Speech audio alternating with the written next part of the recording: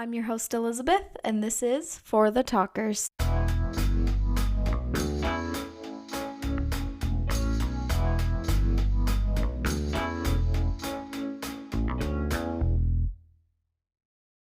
Hello, talkers, and happy Thursday.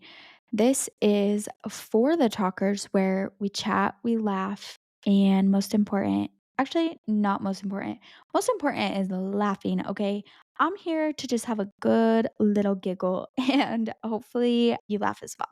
Today's episode is the first of the month, naturally. So, hello to September, Miss Gracie, my fiance's birthday month. And so, me and her record episode at the beginning of the month. We just chat with y'all and then do our book review for our book club.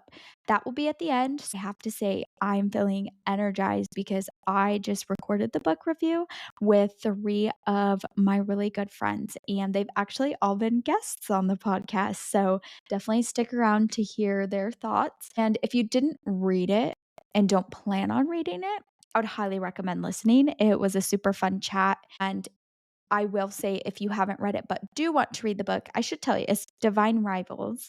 Then I would maybe not listen. There's definitely spoilers. So today's episode is super fun. Me and Grace do a report, which is a acronym for reading, eating, playing, obsessing, recommending, and treating. We've got some great ones for y'all. Then we went through some of the books that we've liked recently. So if you are needing a book recommendation, this will be perfect for y'all. And since many of you know Grace, I am just giving you guys all one fact every month. So this month's Gracie fact is that Grace loves to do a surprise. Okay, Miss Girl, I've never met someone who likes to do a surprise so much as Grace, and I love it because I love getting surprises. She's always been like that ever since I known her, even as friends. She would just surprise me with a drink or even flowers if I was being particularly moody, because we lived together. Okay, we met each other and then said, oh, we have to live with each other, drive with each other, everything with each other for the next 2.5 months, and we didn't even know each other. And obviously, it ended up very well. But Grace just knew me so well and always did surprises, and she still does. And I just think it's so fun about her. So if you didn't know that, now y'all know. Thank you all again for being here. Hopefully, you're having a lovely day, and remember to make someone else laugh today and remind them that they matter and what they have to say matters. So, join me in welcoming Miss Grace. Okay, hello, Grace. Hello.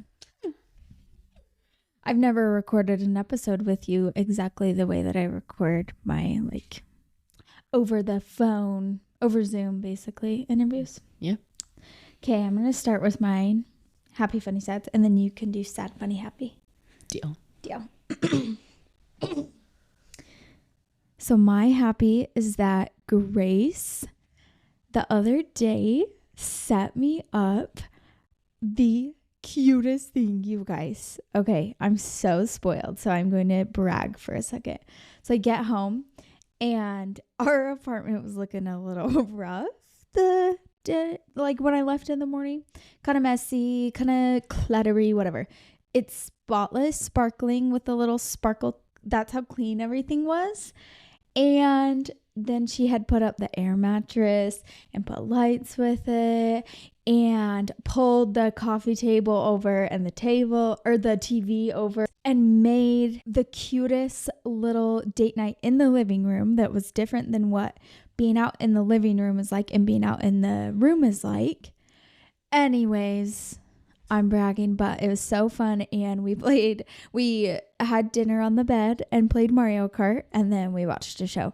And so that was my happy because it was so fun. And then my funny, we'll talk about this a little more. Me and Grace went to this really cool queer youth event, and there was this. Okay, so it was at a haircut salon. So all the kiddos could get haircuts. Gender affirming haircuts. So anyone can have short, anyone can have long, anyone can have bangs. We're doing whatever you want. And then they all did have a guardian with them. It was pretty cool.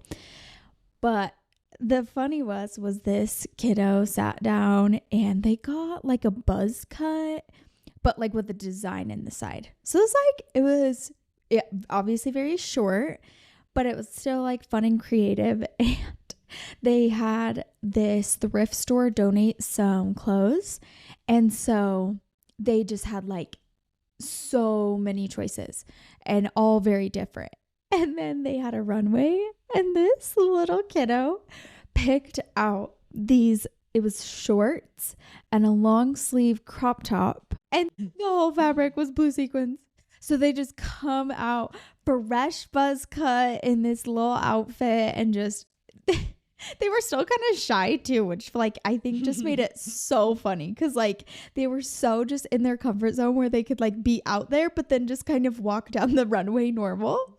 So that was my funny, because it was just so cute, and I was just laughing and smiling and maybe crying that whole time. Okay. And then my sad was, I just really feel like socially we are not the same after COVID. And obviously, like, it hasn't been that long, and I know it wasn't as serious as some other world events, but I just like being in like group spaces. I'm like, no one's the same.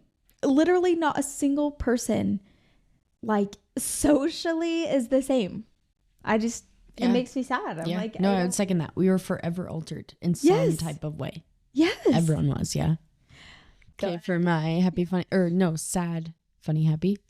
My sad is just that work has been so busy lately, which just means lots of kiddos in crisis, lots of interactions with law enforcement, some good, some bad. And so, yeah, that's my sad. My funny is I need to paint the picture, and hopefully you haven't already brought this up. Actually, have you already brought it up, the magenta mermaid? No. So we played this game. Think of like when you go to the store and you look at all the paint colors. There's like all those. What? I did tell everyone listening should know about Hues and Cues. It's a board game. Hues and clues? Yeah, clues. No cues. Well, I don't know. Cues. Clues. Whatever. I don't know. Anyways, it's this game where you try to explain a color without actually using the name of the color. And so we're all gathered around. It's Brooklyn's turn. She's 5, and she gives out her clue, and her clue is magenta mermaid. And then we all have a turn, and we get back to Brooklyn's turn, and she picks a different color. The clue is magenta mermaid. She just every turn. Because I think one of us, our very first clue was magenta. Yeah. And I don't think she like ever heard that word or knew what it was, and it just kind of like sounds fancy. Yes. So I find that hilarious. I also want to turn that into the next like catchphrase, like, magenta mermaid. I think that'd be funny. Yeah. And then my happy, I got new workout shoes from TJ Maxx for like $25, and they're top notch. I'm like, okay, steal. And they're cute, they're comfy. Yeah. They're easy to put on. Yes. Aren't making your feet hurt the first 2 weeks you buy them. Like, I love me a good pair of Vans, but it's war the first couple wears. A little bit. Yeah. Okay. Oh, and then you're happy. That was my happy, was my workout shoes. Oh my! Where you been? Not here. Let me tell you what. Okay. I'm gonna do a bitty fact. Oh, like how you do a greasy fact. Yep. Mine is kind of out of pocket, and I don't know why I remembered it. I think it was because I was going through my camera roll.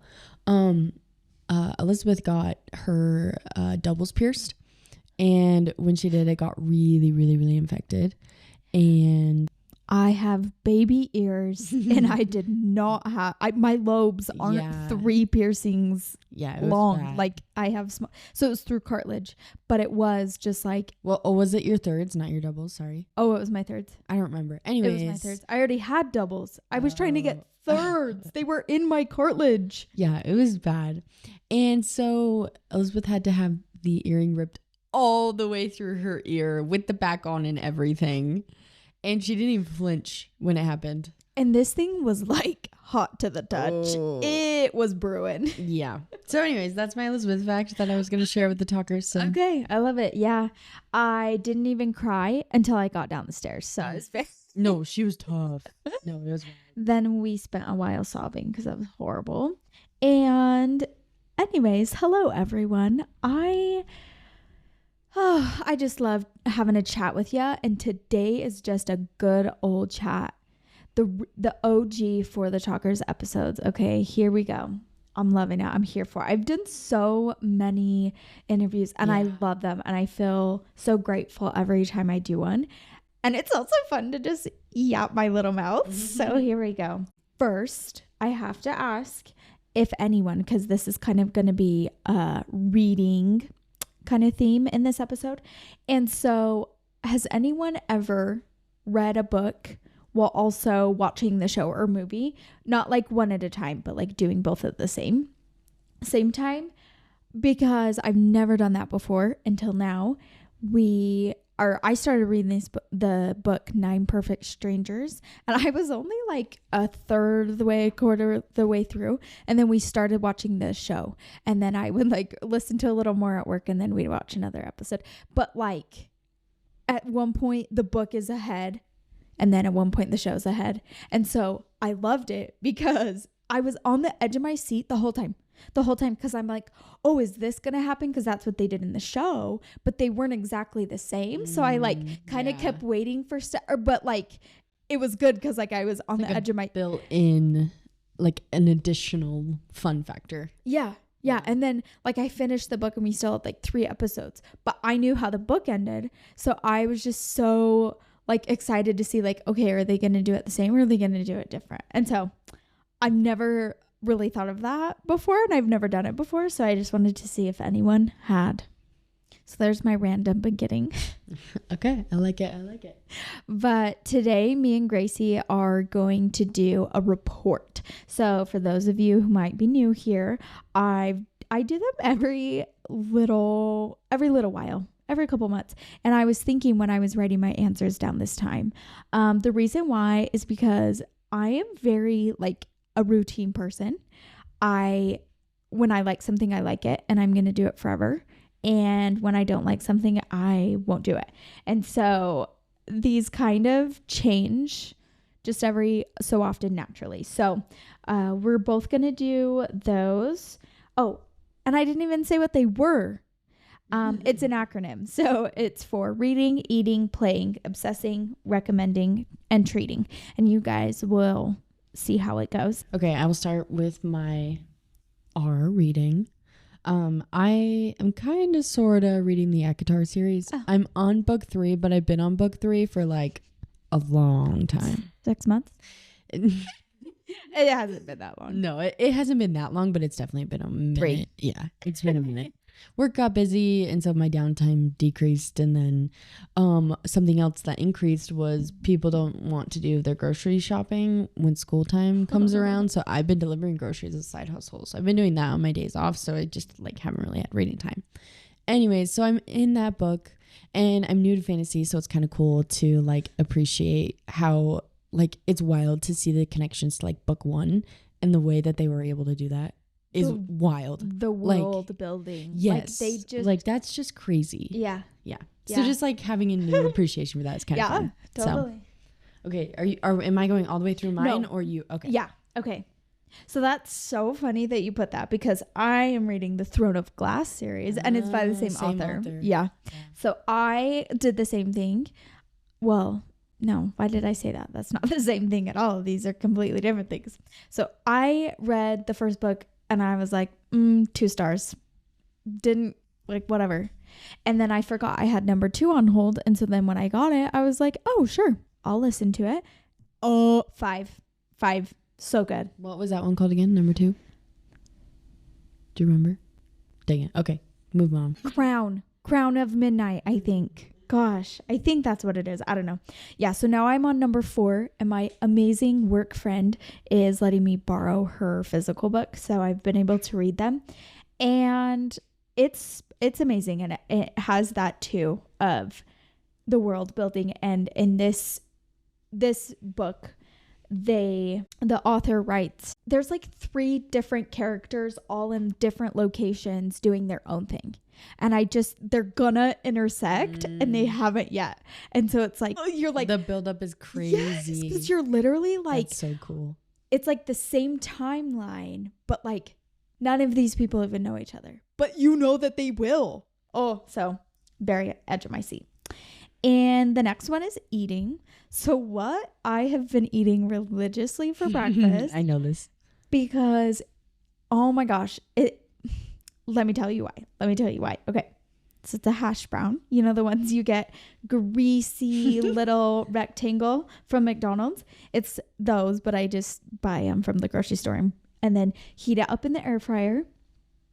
And it gets so nice and crispy. Okay, so it's like when people talk about cookies, right? Crispy on the outside, soft in the inside. That's how your hash brown is every time, and it's so good. And then you got the carbs and the salty. Okay, then half an avocado.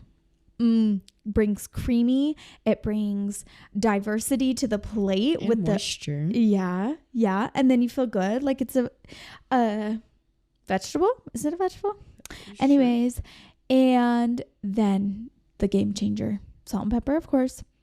You guys are going to kill me. Pickle hot sauce. Pickle hot sauce. And it's like coated, like syrup. Okay, that's dramatic. But it's not like, hot sauce. It's like the most mild one they have. And that is what I have been eating every day for breakfast. And it's everything a girl could ask for, really. Really? Well, similar to you, I've been eating breakfast burritos that I meal prepped. And so I meal prepped I think it was like 6 months ago. It was maybe 3. I don't know. Anyways, the burritos last me a long time. Oh, all yeah. the burritos that we meal prepped. A way long time. Yeah. And so I just meal prep all of them at once, stick them in the freezer, and then, yeah.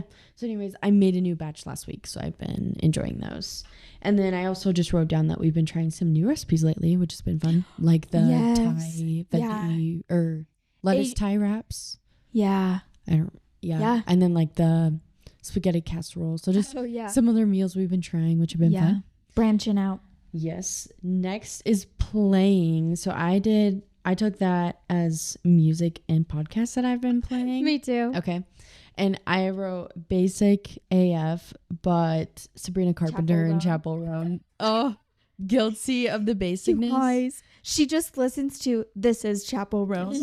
No, literally. Hey, Google, play Chappell Roan. That's all it takes. And then on Spotify, all it takes is a little search. Yep. And then also, I just always listen to money podcasts and therapy podcasts. So that's what's always playing. Love it. For me, playing, no big surprise, Post Malone's country album, F1 Trillion. I really like it. I will say there's quite a few in there that we're going to go ahead and give the skip. But this album just makes me want to put on some jean shorts and cowboy boots and stomp my heels until 3 a.m. Like, they are just, I love it. And I love Post Malone. Okay.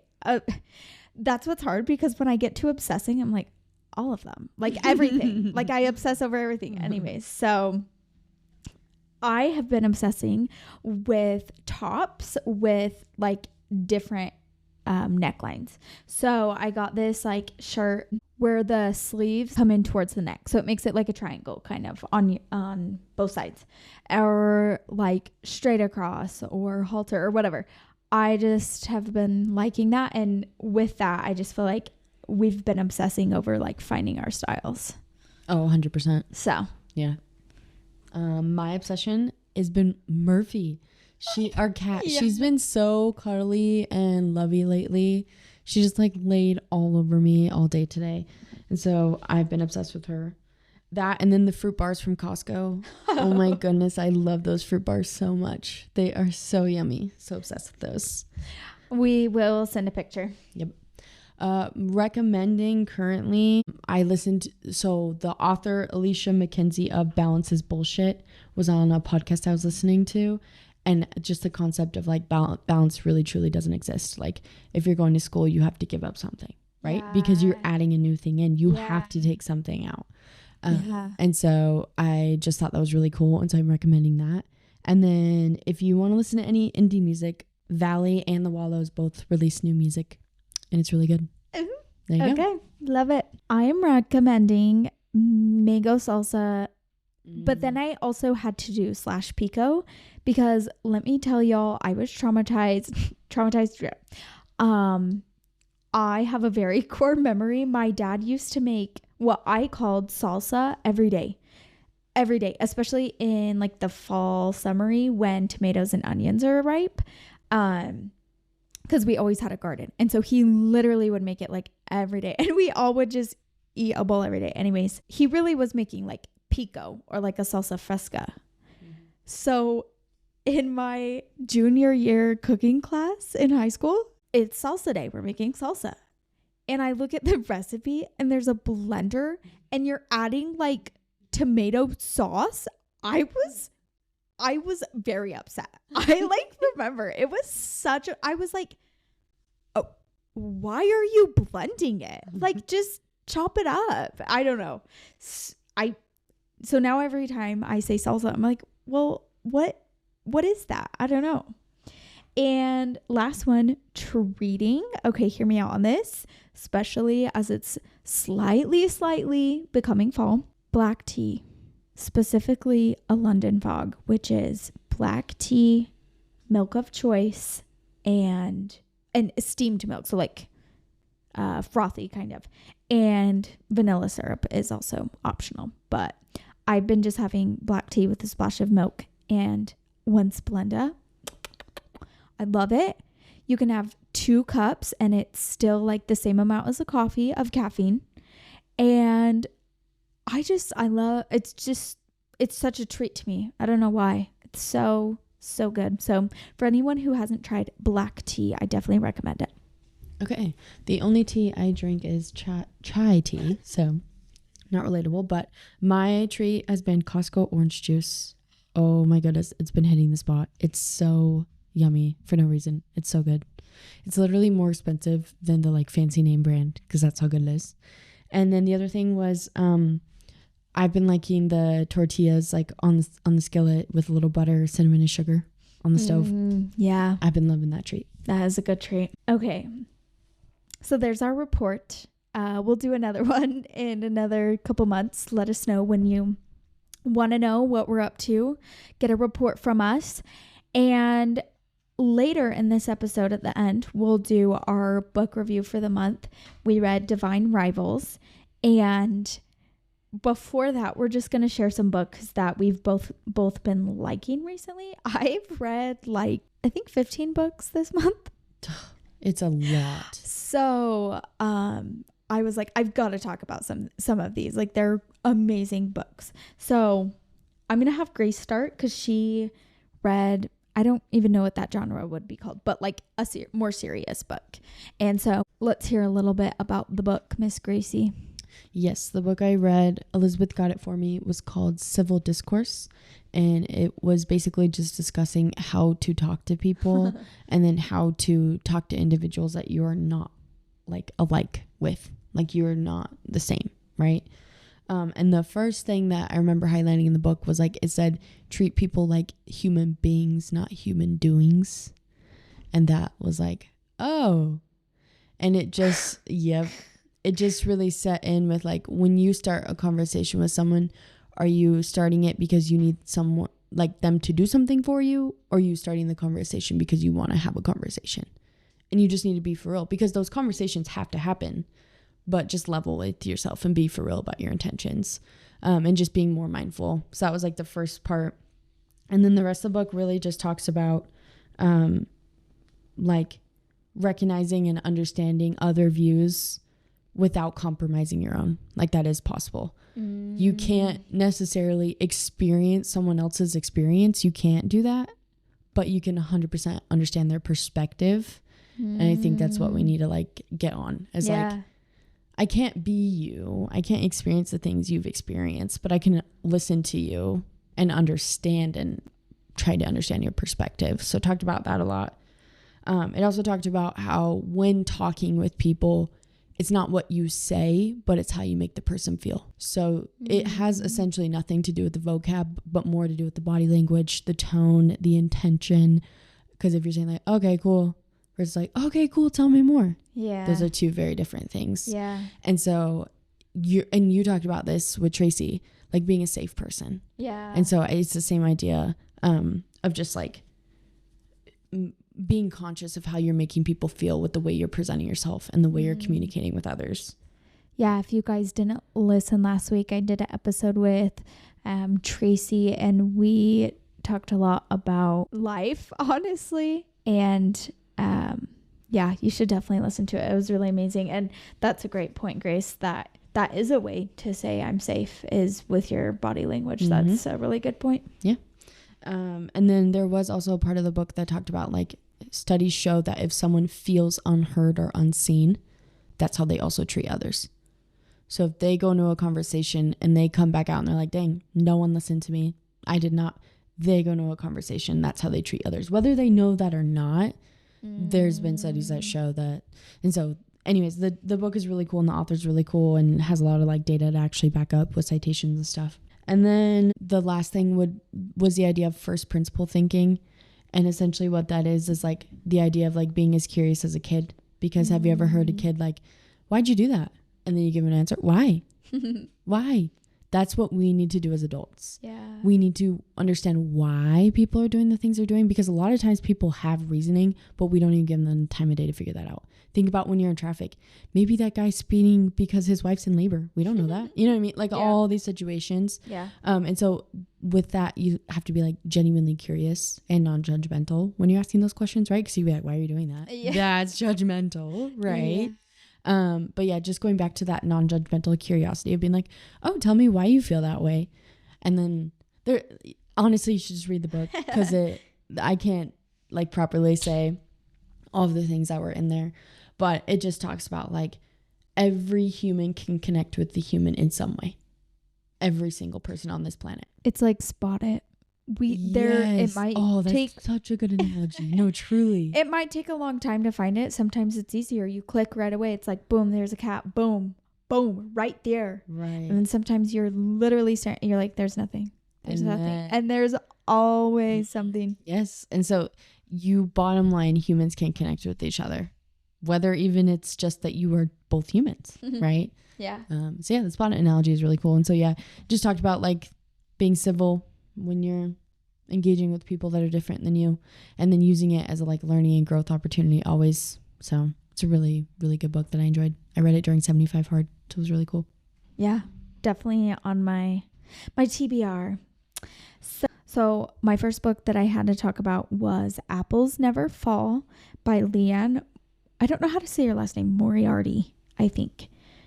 You guys, this woman can write some characters. Okay, she's also the author of 9 Perfect Strangers that I talked about earlier. She writes these just very extreme characters. Like everyone's got a disorder or a this or that. Like they're just, and it's fun. It makes it exciting. And so the Apples Never Fall specifically was so good because it was like a murder mystery, but it was very lighthearted. So it wasn't necessarily like thrillery, but it was like this murder investigation. So it was really fun. It was a fun read because I thought I was going into like more of a heavy thriller. So I really enjoyed that and recommend it to anyone. And especially the audiobook is really good. And then Tom Lake by Ann Patchett. Meryl Streep is the one who recorded the audiobook. So I love that. It just felt like I was watching a TV show. It was amazing. So I definitely recommend that. It was a really fun story. And then my last one is The Lost Apothecary. And I didn't write down the author, don't kill me. But it was so good. It was like, it was so fun. It was like history and fantasy, which I've, again, never really read, I think. So it wasn't like historical fiction, but it was, it just had 2 different time periods in it. And it was just really cool. Definitely recommend again. Perfect. So if any of you need a book to read next, or write these down, and then when someone's like, oh, I need something good to read, you can be all smart and cool and say, oh, you should listen to some of these. So we just helped you out in the next combo. Yep. And now I have to say deuces to the talkers. I didn't get Divine Rivals read this month, so Biddy will be doing either with another book club partner or a solo book review. So bye. You matter, and what you have to say matters. Okay, here is our Divine Rivals book review. I'm Elizabeth, your host, of course, and I give the book an 8.5. I'm Cami, and I rated it a 9/10. I am Becca, and I rated this book a 10. And I would rate this book an 8. Okay. I'm so excited to have some guests with me today for this book review. It's going to be awesome. And Lindsay, I want you to tell me how you feel like this book was different than other fantasy books you've read, because fantasy is like the overall genre here, right? Yeah, totally. The first thing that comes to mind is the historical aspect to it. I feel like it's the first fantasy book where it felt like a blend of genres of fantasy, but then also you could tell there was like a lot of inspiration from the early 1900s, like the 1920s, like early 1900s. And so with that, I felt like it was really different because it's like the early 1900s, but it's fantasy. There's these gods involved. And so I thought that was pretty unique. Yeah, I totally agree. It was like some of those more traditional fantasy elements, I feel like didn't even really come into play until like the end of the book. Yeah. Like the world was already like, it was so easy to like jump into because it felt so realistic based on already like our world and our history. Ooh, that's a good point. Totally. Any other thoughts on that question? I also thought the same thing. Like, it felt like historical. I was like, is this real? Oh, wait. Like, no, it's not. This is not a real war. This did not happen. So it, like, captured your attention enough, but also had those fantasy elements to make it exciting. Right. I like too, like it, like she said, it was so easy to go into the world because there was like baseball, people going off to war, and so you could pretty much paint the picture right off the bat. And then I liked that I haven't read a book quite like this where the author says that there's 3 parts, and then each of those parts had its own for lack of a better word, vibe. Like all the chapters went seamlessly together, and then it switches to where she's off on her own, and then all of a sudden Roman's with her in the last part. So I thought that was cool. That's such a good point. Well, and I'm a nerd, and so I read the acknowledgement at the end of the book, or like what the author writes, you know, to say thank you to everyone who write the book or whatever. And she did say that she took a lot of inspiration from the film 1917, like having like a war in the trenches and like the tunnels. And so like having that in mind, like I'm like, oh, I watched that movie, and so then reading the book, I was like, oh, this is so easy to visualize. Like her writing was just made everything so like visual. I could just see everything as it was playing out because of that. And then it's so funny. I was like, this movie or like this book is also like the movie You've Got Mail. And so I was like, it's literally You've Got Mail in 1917, which are movies you feel there. But for some reason, after I finished the book, I was like, oh, it's like these two movies together. That's so true. I forgot about that movie. But yeah, aren't they just like emailing back and forth? That's so funny. Yeah. That's hilarious. Okay. I'm curious if any scenes, characters, themes, like literally whatever of this book specifically like resonated with you. Like, oh yeah, I've been there, or I've done that, or oh, I feel like that character. Open floor. I loved when Roman was kind of saying that strength is not just steel and fire, that it can be found in quiet and gentle places. And then they kind of talk about how they have their armor on and a front to everybody else. And that really resonated with me. I really love that because I feel like A lot of us are that way, like, we're strong, but, like, we're not loud and aggressive about it, and we have an inner strength, so I really liked that letter he wrote to her. I think I really relate to Winnow or Iris. It was weird to me. At first, I could not tell who the characters were because I'm like, "Who is this?" Because I couldn't grasp the fact that they were calling each other by their last names. But anyways, I think I related to her in a way of, like, she just kinda did stuff, right? She was like, "Oh, I'm gonna go to the war," and then she just did, right? Or when they were in the trenches and, Roman needed help. Or it was like another soldier, right? Like, she just, like, dropped down and helped him. Amazing. And so I feel like I do that. I'm not really thinking, I'm not really whatever, I'm just like, "I'm gonna do it." So, Yeah. I definitely feel like her character is one, like sometimes I read a book and it's like I'm reading about someone completely different from me and I'm like, oh, I'm like getting to know this person. I just get to see what their story is. That's cool. But like her character was one where it's like I felt like I was living, I like was her. Like I could put myself, mm, I was doing what she was doing. And so Iris was a really cool character. I'm also a fan for the side character. I love her friend Addie. Like I thought it was cute and fun, and I loved that she like totally like shipped her Iris and Roman together. Sort of. I thought that. yeah, that was really cute. Yeah, I love the scene too, or like the part where her mom died in the beginning. Because I feel like it grounded the book for me. Like when it started, I was like, this is just going to be like a cute, light little romance book. And then I feel like when she loses her mom, like her grief just felt really realistic. And the fact that she still had to go to work and like go through her life, I was like, that felt so relatable to like what we have to do, like as people now in our lives. Like we lose Yeah. something happens and then we just have to we have to go back to work or we have to keep living. I just really resonated with that part of the book because I felt like it made it real for me, like her character and what she was going through. And I don't know. Yeah. I liked that too because before her mom died, she was very, very career focused. Like that was her main goal in life was to make that position at work. And then that happened. Like her brother gets sent off to war. Her mom suddenly dies. Like, you know, the rent is due. She hates her job. All these like very relatable things. And then she's like, what am I doing? And that's when she, you know, made that drastic change and went to find her brother, went to war, like did this courageous thing just because she needed something else. Yeah. Oh, that's so well said. Yeah, totally agree. Well, and I feel like it just deepened those family roots. Like she lost her mom, and so it was like, "Oh my gosh, like I gotta go find my brother Yeah. right now." Yeah, I think that was cool.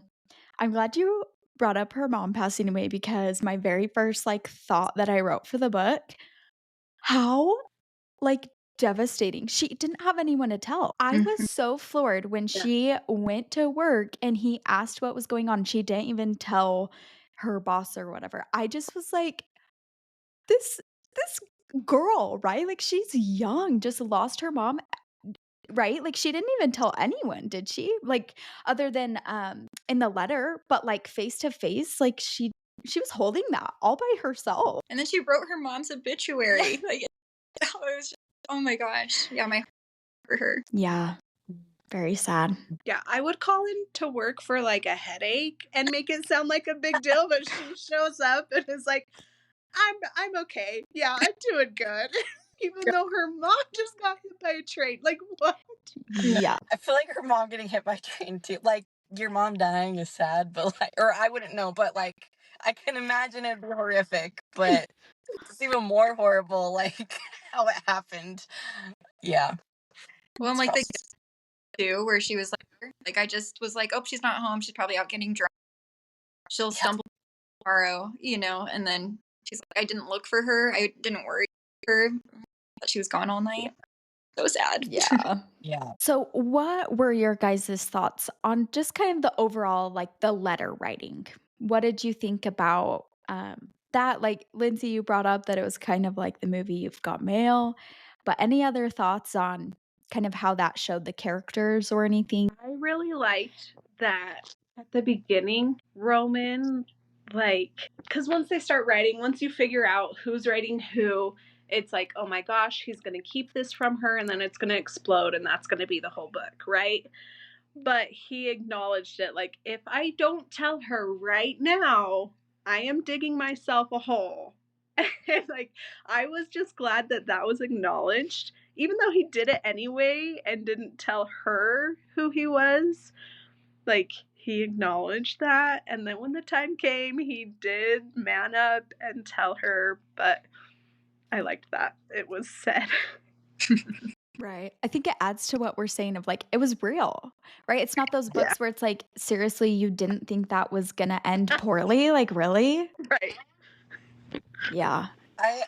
I also, she did such a good job. Like, you, because usually when you read books like that, it gives you like anxiety of what is gonna happen. But I thought the pacing of it was, and like the character development was really beautiful. Because when they first started writing, Roman was a completely different person. But then like reading Iris's letters and getting to know her more, he figured himself out more, and it completely changed his life. So I thought that was really cool. Once he was ready and knew what he wanted, then he like came forward. Yeah. I feel like the dual perspective in the book helped so much.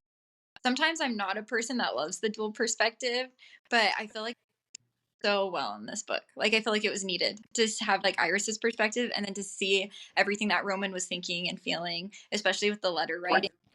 It's kind of like what you guys were saying. Like, he could see the thought, like we could see his thought process of how this would play out, and you could see how intentional he was with like how he told her, when he told her, like what he put in his letters after he knew, And so I feel like that really helped a lot with like showing their character dynamic and their growth, is just by helping see their thought process with how Roman was writing his letters, like so intentional. Yeah, it was also just like cute. Like it was cute that they were writing these letters. It was cute that, Iris had an outlet cuz before that, I mean, she didn't really have anyone. So I just thought that was like it was just cute how all of that played out and just some of the stuff they said to each other, like they taking away that boundary of not knowing who it is one-sidedly. Just I feel like they were so authentic and really themselves, and that's what allowed them to bond so quickly and want to get married in like a couple weeks. I thought it was sweet when like she's like, I can't put like they're so two separate people in her mind. And so I love at the end, she's like, will you just read one of your letters just so I can put the two together and have it just be like, it's you, it's all you.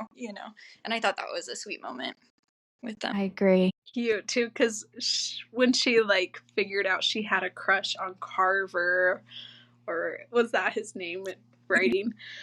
And then Kit comes and she's like, wait, I kind of like him too. Like, what am I gonna do? You just feel that like that pain from her, like, and then, but the secret, like, you're gonna be okay. Right. Like, it's just him. You love the same person.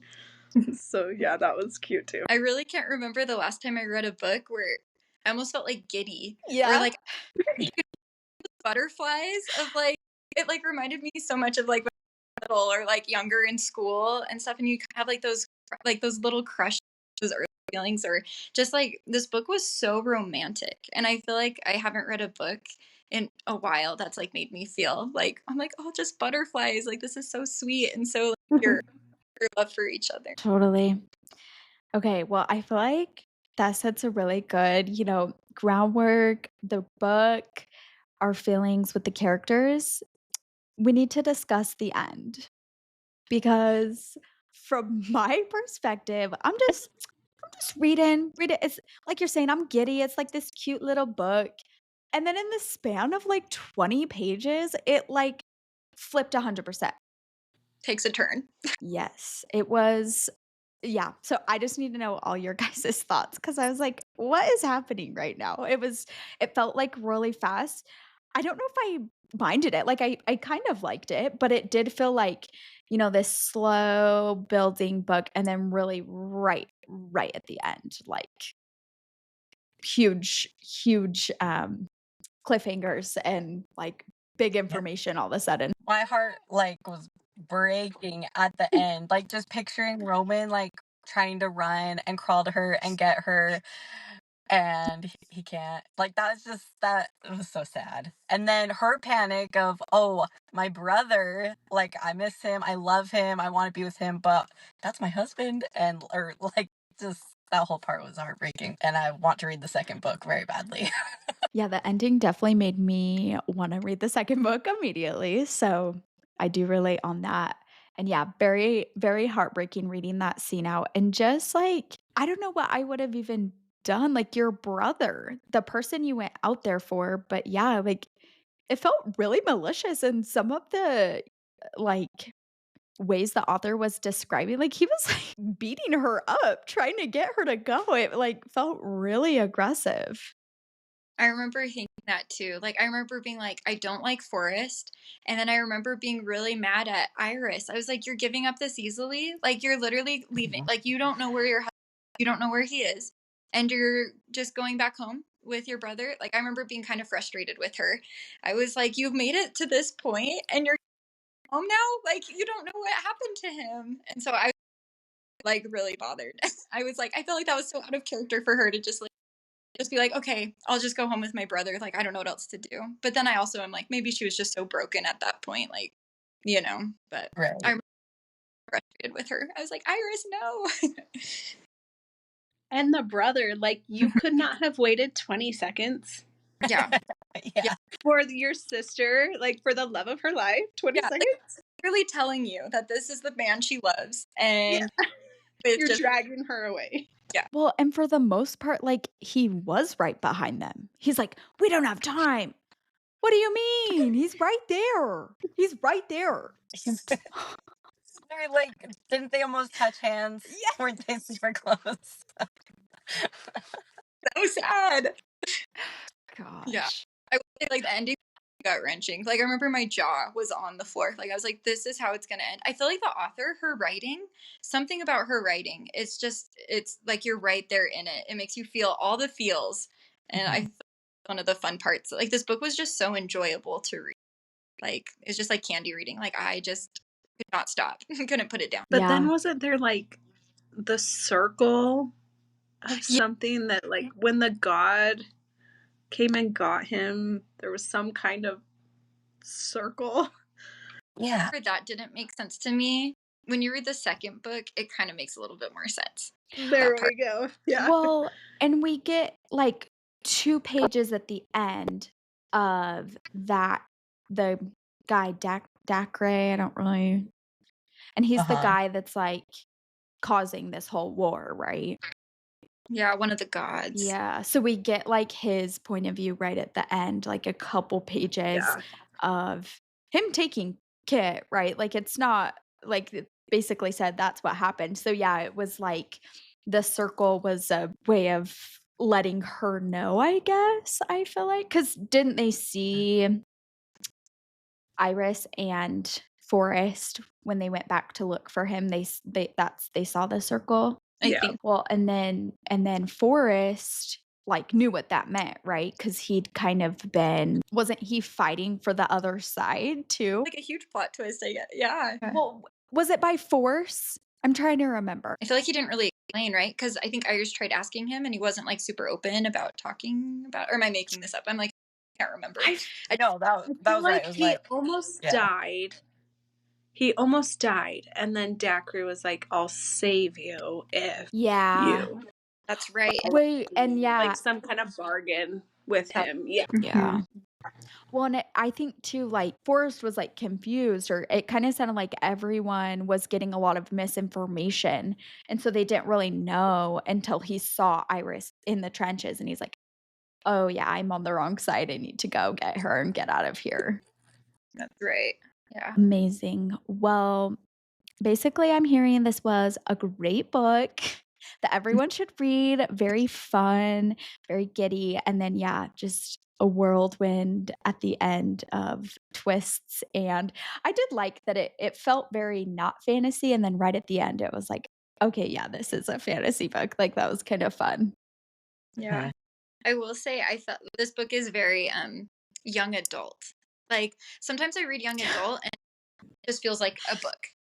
itself, but this book felt very young adult. And so when I finished reading it, I was like, man, if I read this as a 15-year-old, like it would be your whole personality. like this up.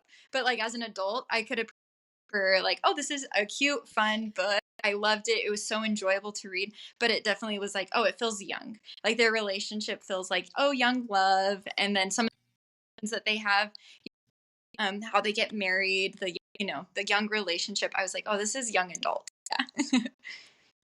So just be prepared. Anyone who reads the book. Right. Yeah. Not that it's a bad thing at all, but yeah, sometimes you read a book and you can just tell. You're like, yep, this is not an adult book, which I feel like sometimes I need a break because sometimes these adult books are real adult. Yeah. I already live in my life. I need a break from that. Cute little love story. Yeah. Gives you butterflies and you're just Lindsay, have you read the second one? Is it a lot more fantasy? Like it seems like it will go into a lot more about the gods and like their world. It actually more. Or like I feel like we just got a taste of it in Divine Rivals, like with when Roman writes Iris the letter and he kind of tells her like the myth of the gods and like what happened between the two gods. I feel like the second book is a lot more of like that relationship between the gods and more of the magic of them and how they fight the war. They use more like magic. So I think it does. I feel like I remember reading the second book and feeling like it's still like I feel like I still finished it with a lot of questions of like, how does this world work? What's all, but I feel like it does a good job too. Like I liked it just as much as I liked this first book. Good. That was one of my comments on the book review is that I couldn't decide between a 10 or 9 because I was feeling like, why are they fighting this war still? So I was like, had a lot of like questions left, but I guess that's why there's a second book. So too, I feel like just based off the size, right? Like you feel like you kind of know what you're getting into, right? Fourth Wing, it explains everything, and that's why it's a huge book, right? So you don't get into a ton with Divine Rivals because it was so short. And I think the author did a good job, but I feel like these fantasy books that we're used to reading that are like these huge worlds and these huge stories and the whole backstory and everything, I feel like it was just different, but again, kind of refreshing, kind of different. Yeah, for sure. I really loved how unique it was. I haven't read a fantasy book like that before, so it was really cool. Yeah, I feel like some books are like world driven, some books are like character driven, some are like a good blend of both. I feel like this book was very like the characters. Like this was like this book was written for the character, like us have this story with the characters, and it's like the background is just what's going on with the war and the gods. But like the main focus of the story is like this relationship between these two characters. And so some of these other fantasy books we read, it's like we have to get through the world building, and the world is like so in characters, and where it's like this one was a story for the characters. Totally. Awesome. Yeah. Love it. Okay, well, for you three, because I want to see you next month, and everyone else listening, the September book is Remarkably Bright Creatures. So if you haven't read it already, put it on hold. You'll approximately get it in a year and a half, so just no rush on that. It's a very popular book, so if you try and get it through the library, it will take forever, but I'm excited to read that one, so okay. Yay, me too. You matter, and what you have to say matters. Thanks for listening. Remember to leave a rating and review, subscribe, and come back next Thursday for a new episode. And remember, you matter and what you have to say matters. So join me here with For the Talkers. Thanks for listening. Remember to leave a rating and review, subscribe, and come back next Thursday for a new episode. And remember, you matter and what you have to say matters. So join me here with For the Talkers.